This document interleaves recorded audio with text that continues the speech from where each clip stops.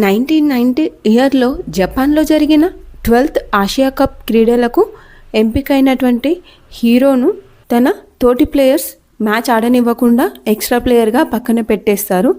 అలా ఉండగా అనుకోని కారణాల వల్ల ఆ మ్యాచ్ అనేది క్యాన్సిల్ అవుతుంది. అప్పుడు మన హీరో ఒక పక్కన కూర్చుండి తన యొక్క బ్యాక్గ్రౌండ్ గురించి, తను ఈ స్టేజ్కి రావడానికి పడిన కష్టాల గురించి ఆలోచిస్తూ ఉంటాడు.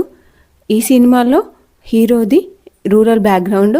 తను గేమ్ ఆడడానికి ఆ ఊరిలో ఎవరు సపోర్ట్ చేసేవారు కాదు. దీనితో పాటు కుల వివక్ష కూడా ఈ మూవీలో ఒక భాగంగా చూపించారు. అండ్ మూవీ ఓవరాల్గా చూసుకుంటే బాగుంది.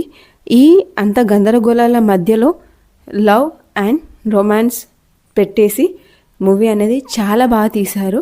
బట్ వ్యూవర్స్కి ఒక చిన్న రిక్వెస్ట్, ఈ మూవీని తెలుగులో కన్నా తమిళ్లో చూడండి, మీకు ఇంట్రెస్టింగ్గా అనిపిస్తుంది. ఎందుకంటే తెలుగులో ఎక్కడో చిన్న న్యాచురాలిటీ మిస్ అయిన ఫీలింగ్ వచ్చింది.